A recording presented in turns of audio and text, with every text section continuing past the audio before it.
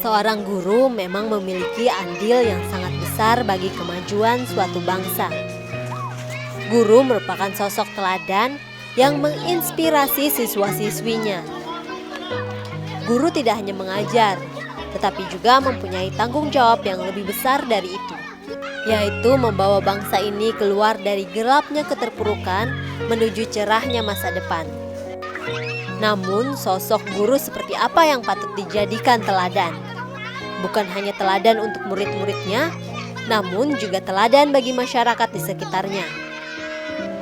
Sosok Bapak Guru yang satu ini benar-benar mempunyai semangat yang tangguh dan pantang menyerah. Seorang guru sekolah dasar di suatu daerah di Kalimantan.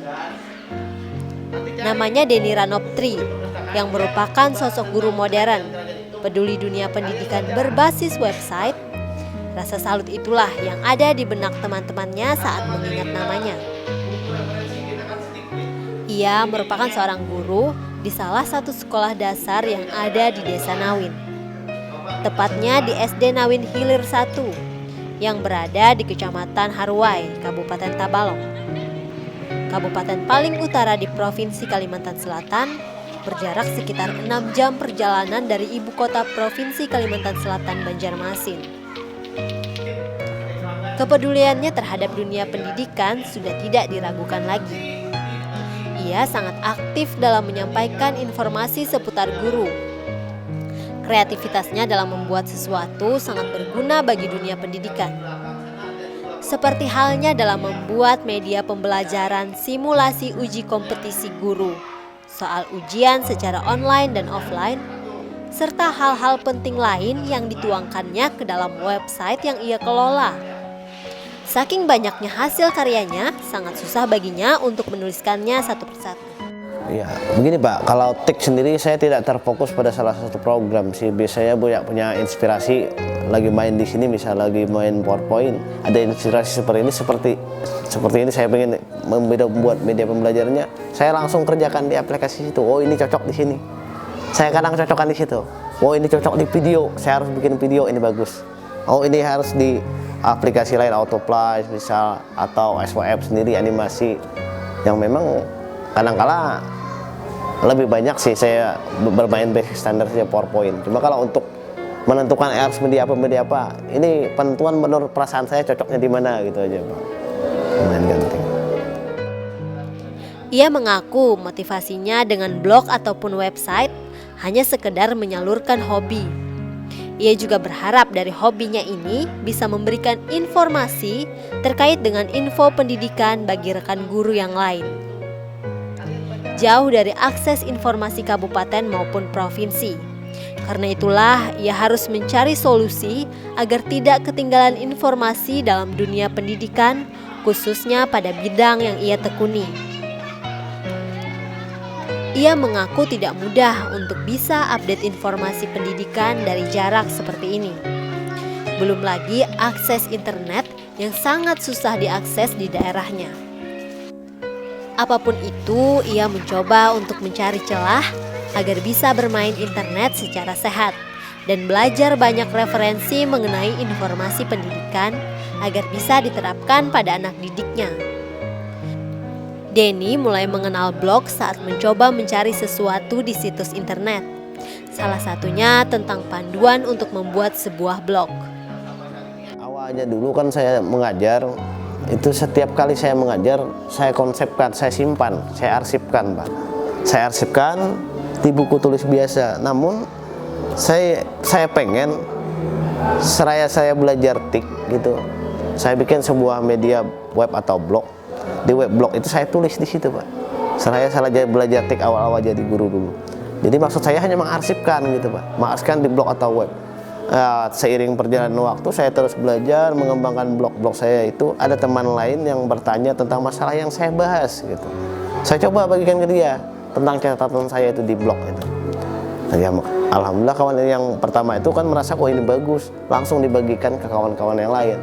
Begitupun seterusnya, pendidikan kita tidak hanya bermuara pada kegiatan belajar, ada juga hal-hal lain, misalnya yang tidak sama di tempat kita sini, misalnya ada data pendidikan, ada aplikasi pendidikan yang memudahkan para guru itu sendiri. Nah itu kadang saya buat kreatif bikin sendiri gitu, dibagikan dengan rekan yang memerlukan saja.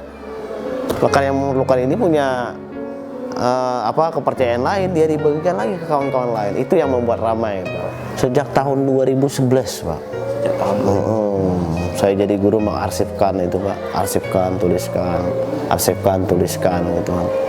Misal saya habis ngajar tadi, saya temui masalahnya apa, misal anak-anak ini kenapa tidak mudeng, kenapa agak takut gitu. Jadi saya ceritakan di blog saya itu. Kalau saya tulis di sini saja kan, saya tulis di buku saja, artinya saya tidak kerja 2 kali. Jadi saya sambil belajar tik, saya menulis online di laptop. Jadi tidak 2 kali kerja, saya sambil belajar tik, saya belajar menulis di situ Pak. Itu maksudnya. Denny bukan sarjana teknologi informasi maupun telekomunikasi. Pria kelahiran Tabalong 3 November 1983 ini lulusan PGSD, pendidikan guru sekolah dasar di Universitas Terbuka. Keahlian membuat blog ia peroleh secara otodidak dari rajin membaca tutorial yang ada di internet. Denny juga tak mengira situsnya bakal menjadi mesin pendulang rupiah. Ia mengaku motivasi awalnya hanyalah rasa jengkel karena tertinggal dalam hal informasi, terlebih informasi mengenai materi pembelajaran, baik materi bahan ajar ataupun metode pembelajaran. Kala itu, sewaktu ia membangun gurusd.net, ayah dari 4 anak ini tercatat sebagai guru SD di Kecamatan Jaro. Di SD sebelumnya awas tolong pengen, karena itu salah satunya di TIK kan juga kita dengan koneksi internet kita bisa mengetahui informasi dari luar gitu Pak. Jadi sekalian saja saya fungsikan di situ semua. Saya mengarsipkan data, saya juga mencari informasi data di situ. Masalah untuk tertarik TIK ini salah satunya adalah saya waktu pertama mengajar tuh ditempatkan yang di ujung Pak. Saya punya prinsip, saya pribadi punya prinsip, saya walaupun di ujung atau di mana saya tidak ingin ketinggalan gitu. Tidak ingin ketinggalan informasi, ya minimal saya harus tahu gitu. Dengan cara apa saya harus tahu, sementara jarak antara kabupaten dengan tempat itu sangat jauh, sinyal pun tipis. Saya coba bangun tower kecil-kecilan untuk mencari sinyal untuk koneksi internet. Dan saya akses webnya Kemendikbud, saya baca. Dari sanalah saya belajar gitu. Malam-malam hari setelah saya mengajar, saya coba nyalakan modem saya untuk koneksi internet, mencari informasi di luar apa yang terjadi, karena kita hanya terkungkung di dalam itu tidak bakal bisa tahu kalau kita tidak berusaha mencari tahu. Dominasi lebih banyak sih, dari 80% saya googling aja Pak, cari-cari di internet bahasan-bahasan orang di sana. Mungkin banyak master-master yang ahli-ahli blog, yang ahli-ahli menulis. Saya coba baca-baca, saya suka baca-baca. Oh, orang tipnya seperti ini, orang tipnya seperti ini, blog ini. Di jejaring sosial, di Facebook, saya coba tanya-tanya kepada rekan-rekan guru. Ya mungkin ada sebagian itu yang sudah ahli-ahlinya di pulau-pulau Jawa sana, di Jakarta sana. Mereka juga mau berbagi. Oh seperti ini Pak bagusnya. Ya punya saran saya seperti ini Pak. Bapak fokus saja ke kegiatan belajar mengajarnya, bahas tentang materi pelajarannya. Nah nanti di saat yang in Pak, seperti ada bisa kurikulum 2013 ini, Bapak coba bikin aplikasi penilaian yang selama ini guru kesulitan untuk menilai. Coba kita buat aplikasi penilaiannya Pak. Nah belajar itu dilemparnya link ini Pak untuk belajar membuat rumus-rumus Excel. Saya lari lagi ke blog itu untuk belajar. Karena memang untuk sekolah saja saya memang hanya lulusan PGSD UT saja, tidak ada untuk membahas masalah TIK, itu lebih berat gitu. Belakangan ini, ia pindah mengajar ke SD Nawin Hilir 1 di Kecamatan Harwai. Di daerah yang masih terkendala dengan masalah koneksi internet. Karena jaringan internet di sana sudah pasti lemot dan putus nyambung. Website yang ia kelola yaitu gurusd.net, fokus pada pendidikan. Ia menyediakan aplikasi pendidikan, materi ajar, bahasan kurikulum, dan berita terbaru seputar dunia pendidikan. Ia mengaku per hari visitor yang mengunjungi websitenya paling sedikit 12.000 visitor dari seantero Indonesia. Banyak pembaca yang mengira kalau Denny adalah orang Jakarta. Lantas, mengapa situs itu begitu istimewa? Menurut ayah 4 orang anak ini, tidak ada yang istimewa terhadap website yang ia kelola. Ketulusannya untuk berbagi ilmu dan informasi di dunia pendidikan, itulah kunci utama baginya. Adapun untuk uang yang dihasilkan dari website tersebut hanyalah bonus dari jerih payahnya selama ini. Saya hanya coba berpikir bagaimana saya tidak kerja 2 kali. Jadi saya belajar tik, saya menulis di situ. Jadi saya belajar tik dan saya belajar menulis di situ. Menulis dengan tik gitu konsep medianya. Saya hanya berpikiran agar saya bisa menyimpan data, agar saya bisa belajar tik gitu. Masalah ramai tadi itu karena mungkin kita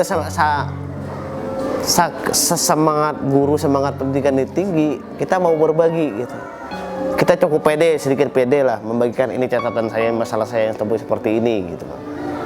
Itu yang membuatnya ramai karena kawan-kawan percaya dengan catatan kita, sekali mereka punya masalah seperti itu, mereka bagikan ke yang lain. Masuk ke blog ini membahas ini bagus. Itu yang membuat tinggi saya pikir pengunjungnya. Kalau promosi saya tidak seperti kuat-kuat promosi seperti orang lain, Pak. Masalahnya saya tidak, hanya orang biasa aja, tidak punya sponsor yang di TV atau apa, tidak ada, Pak. Ia meluangkan waktu minimal 5 jam per hari untuk mengupdate konten dan menjawab pertanyaan visitor dari website yang ia kelola.